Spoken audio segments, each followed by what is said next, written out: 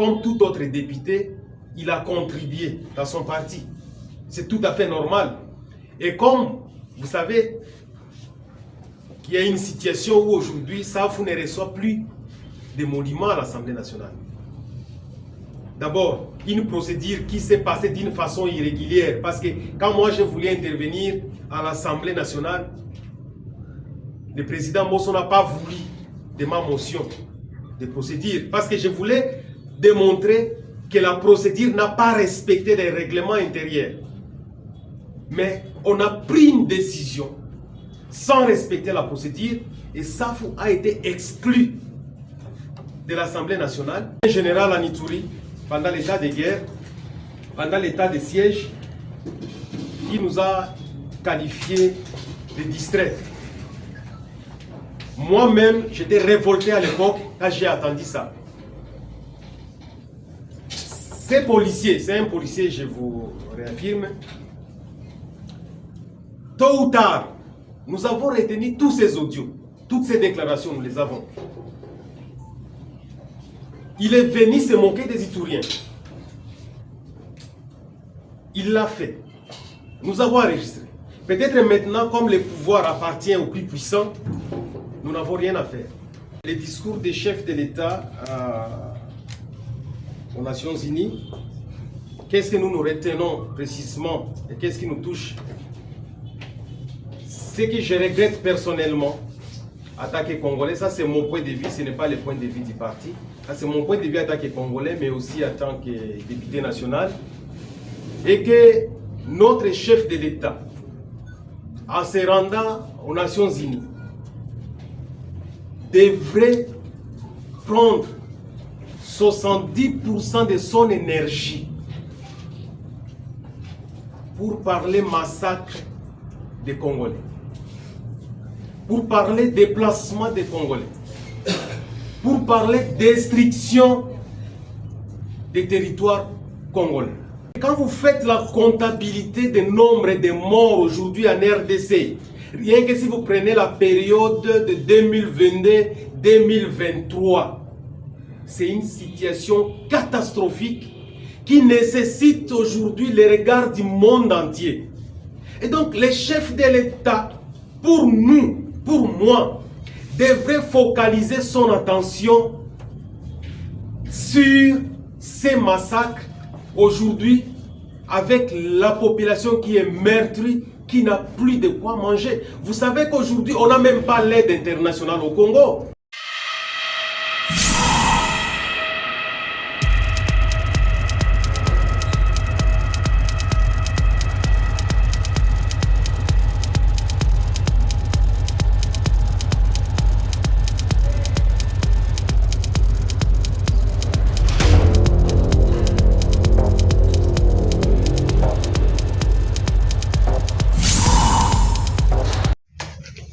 Cette journée du jeudi 21 septembre 2023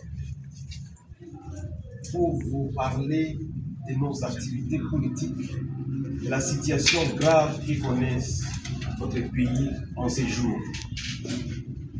Je voudrais d'abord vous annoncer que à partir d'hier, le 20 septembre 2023, nous avons lancé notre marathon pour gagner la victoire à la présidentielle. Donc, nous lançons 90 jours de marathon vers la victoire. C'est pour demander au peuple congolais de refuser tout ce qui est glissement, de refuser. Ma question, c'est par rapport à la vidéo du général Alonga Boni qui qualifie le peuple iturien des distraits, et voire même des trop distraits. Parce que, une autorité peut appeler la population et leur donner des armes et la population s'entretient. Si vous ne tenez pas garde, le territoire du Roumu et d'autres territoires pourraient partir comme ça. Et la deuxième question, par rapport à l'audio, un audio qui circule sur les réseaux sociaux de l'honorable Daniel Safou, auquel il réclame 10 000 dollars par rapport à ses contributions. Je ne sais pas si vous avez suivi et si vous pouvez réagir. J'ai vu comme tout le monde sur les réseaux sociaux, Safou s'exprimer.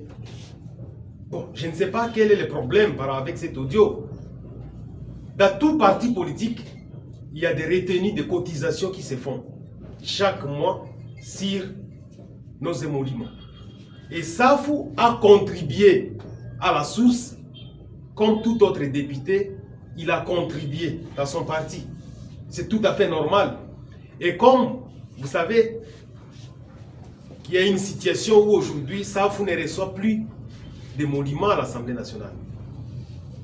D'abord, une procédure qui s'est passée d'une façon irrégulière. Parce que quand moi je voulais intervenir à l'Assemblée nationale, le président Mosso n'a pas voulu de ma motion de procédure. Parce que je voulais démontrer que la procédure n'a pas respecté les règlements intérieurs.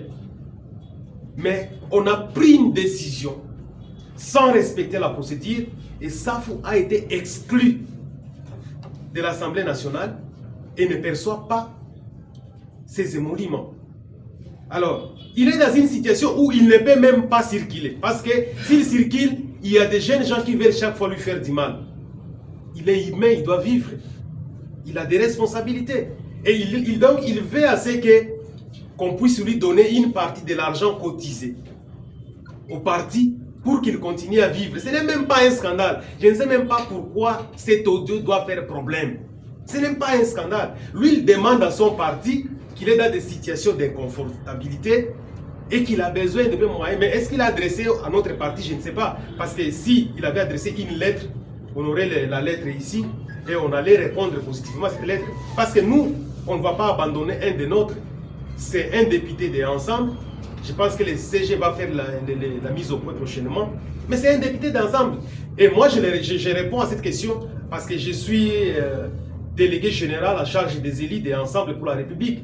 Et si je réponds, je vais dire effectivement, Safou ne bénéficie pas de l'argent. Il a été suspendu par la Cour, par l'Assemblée nationale, mais aussi par des dispositions. Nous ne comprenons même pas cette suspension-là.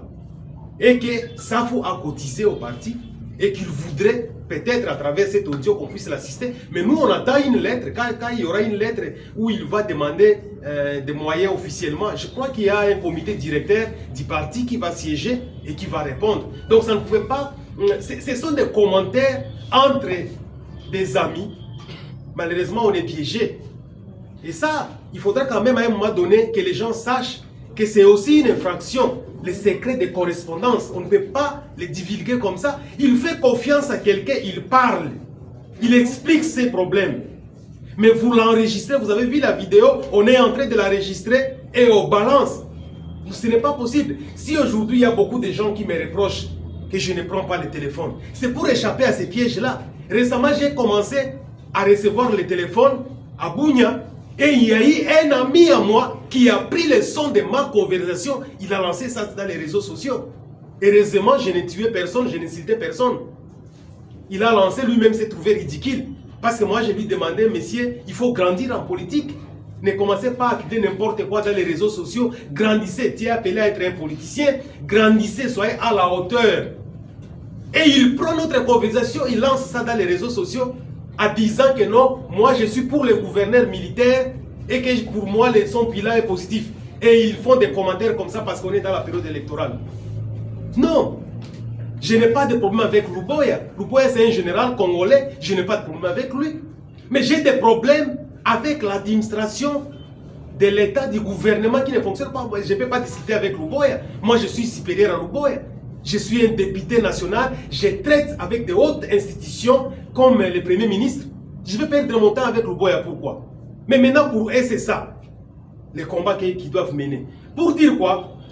Nous sommes en train parfois d'attaquer humain, d'échanger avec nos amis au téléphone, mais comme les gens sont en train de se piéger, on prend votre conversation, on les met sur les réseaux. Et donc c'est un appel aussi encore une fois aux collègues députés et à tout le monde de faire attention quand vous échangez. Mais aussi de comprendre qu'il y a les secrets correspondances où on pouvait même poursuivre la personne. D'ailleurs, normalement, ça devrait poursuivre. Même moi, j'ai voulu poursuivre, mais bon, après, j'ai laissé. Mais ce sont des choses graves. Et quand vous partagez c'est aussi une infraction. Je pense que vous les connaissez. Donc il y a des choses pour lesquelles on doit quand même grandir et prendre de la hauteur pour qu'on ne puisse pas en arriver là. L'avant-dernière question.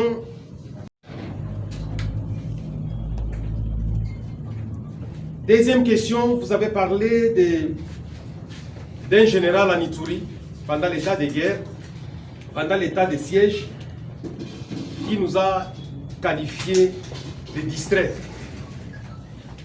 Moi-même, j'étais révolté à l'époque quand j'ai entendu ça. Ces policiers, c'est un policier, je vous réaffirme, tôt ou tard, nous avons retenu tous ces audios, toutes ces déclarations, nous les avons. Il est venu se moquer des Ituriens. Il l'a fait. Nous avons enregistré. Peut-être maintenant, comme le pouvoir appartient aux plus puissants, nous n'avons rien à faire.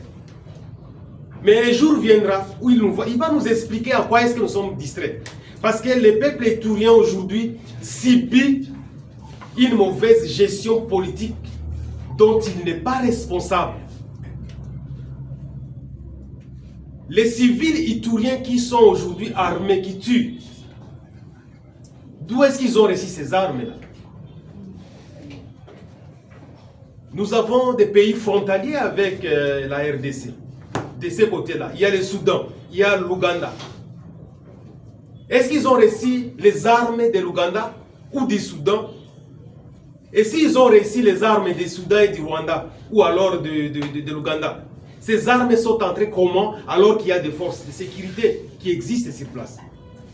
Parce que le gouverneur militaire, que ce soit en Ituri, que ce soit au Nord Kivu, contrôle toutes les deux provinces. Ces armes sont entrées comment? D'où est-ce que ces miliciens ou ces groupes armés ont obtenu leurs armes? Et pourquoi aujourd'hui il n'y a pas des opérations militaires contre ces groupes armés?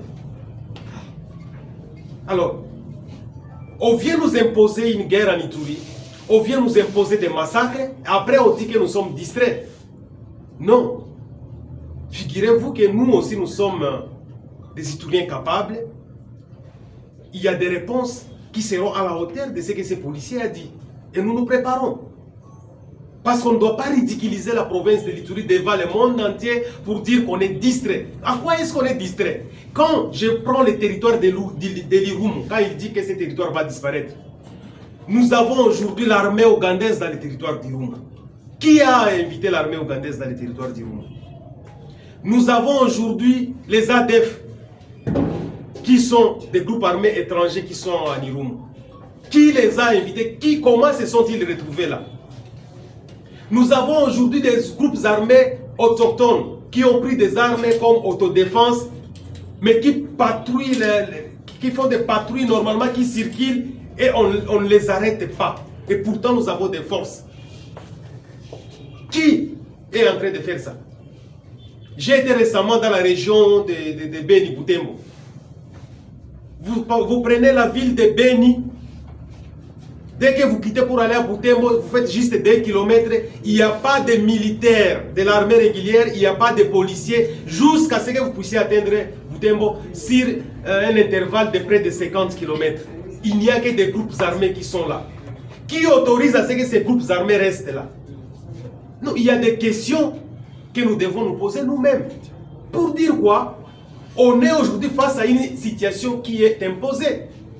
Quand vous voyez la ville de Goma lourdement surarmée aujourd'hui, et ça, c'était notre crainte. Quand vous venez dans la ville de Goma, vous avez peur. Une ville surarmée. Mais aujourd'hui, on voit que ces armes se retournent contre des populations civiles. Donc, ces généraux devraient se poser plus de questions. On sait qu'aujourd'hui, en Ituri, au lieu que l'état de siège s'occupe des opérations militaires, l'état de siège est plutôt en train de faire des développements qui n'étaient pas sa priorité.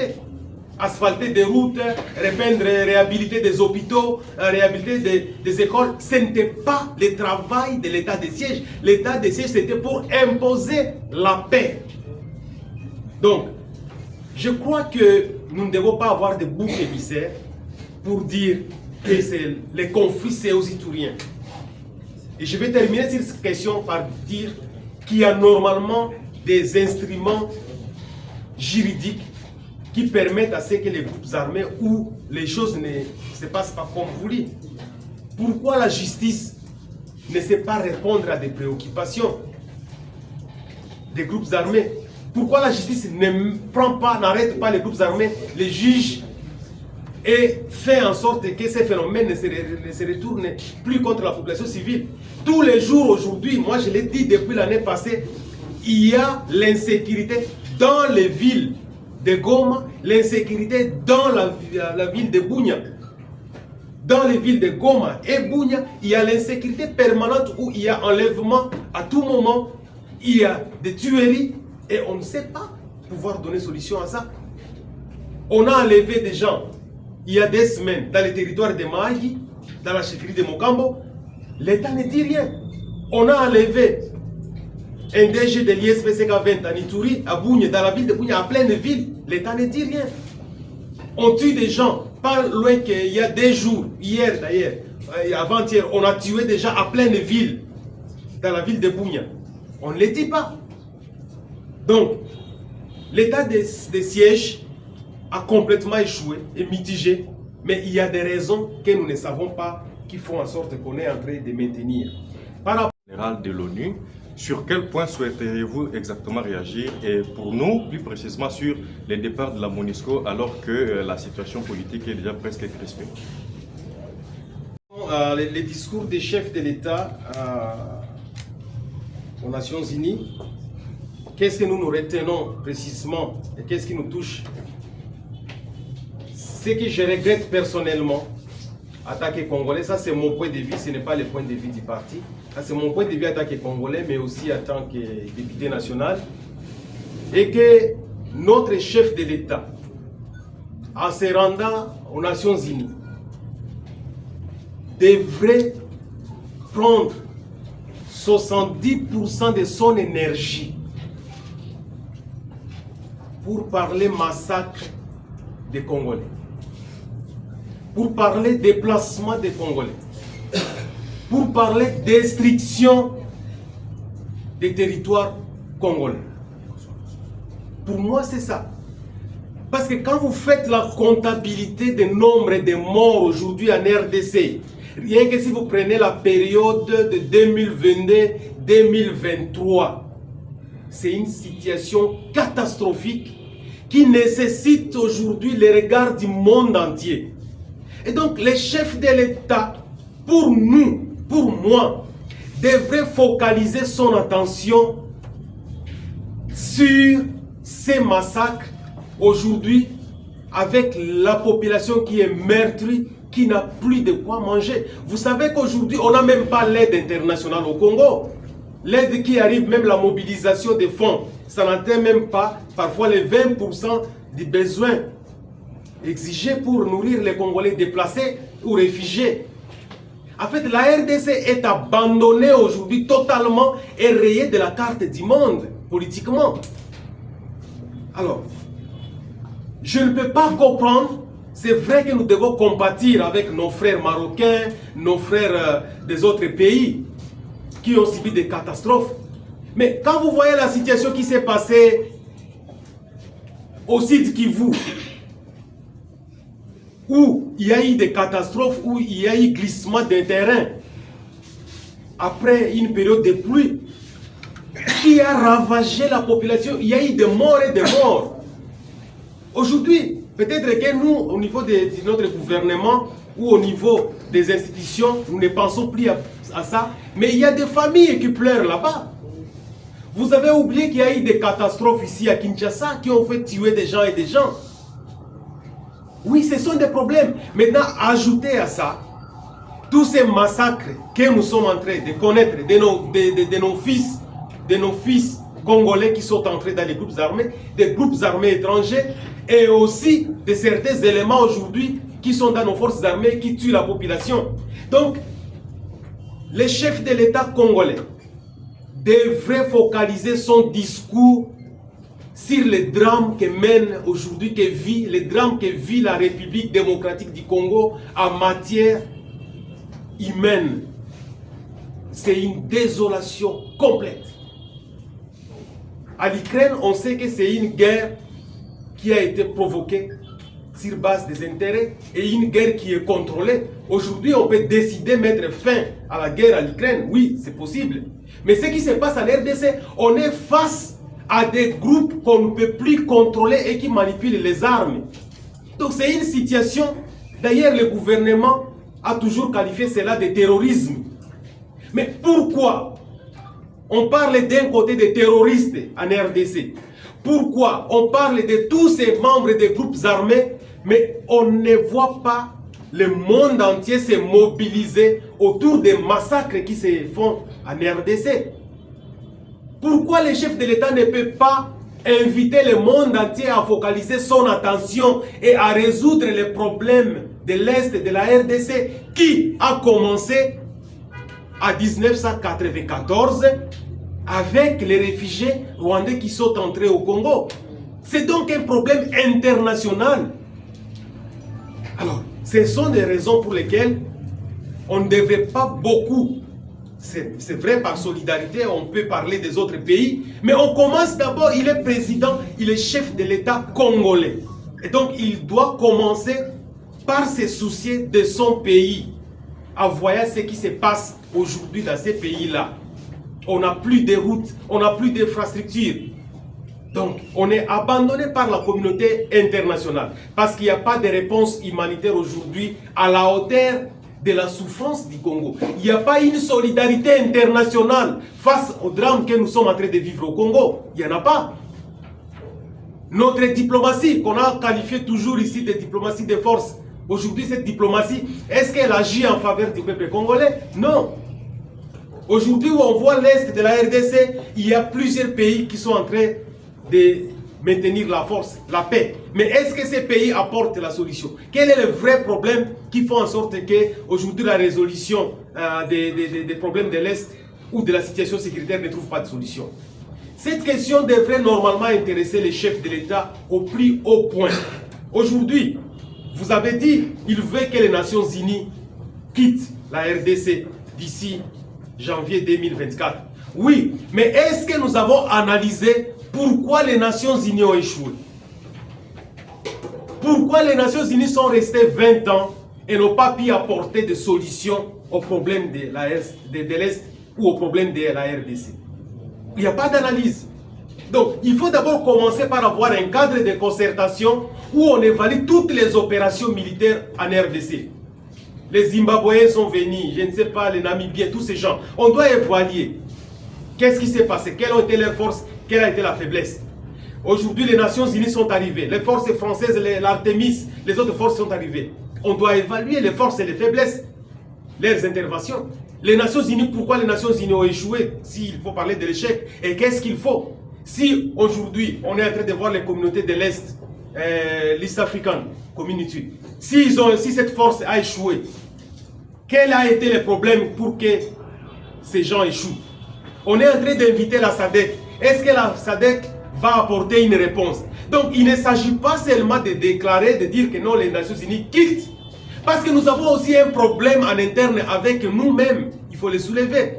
Les résolutions de la Commission de défense et sécurité pour stabiliser la partie Est, on ne les a pas appliquées même à 20%. C'est comme ça que quand nous avons déjà des problèmes en interne, comment nous allons trouver des solutions au niveau externe? Donc, j'aimerais dire que les discours des chefs de l'État au niveau des Nations Unies n'a pas été bien cadré par rapport à la situation sécuritaire de notre pays, mais aussi les drames humanitaires que nous sommes en train de vivre, parce que la catastrophe humanitaire aujourd'hui de la RDC, ça se situe à la première position sur le plan mondial, où nous sommes les pays avec plus de déplacés au niveau interne et externe.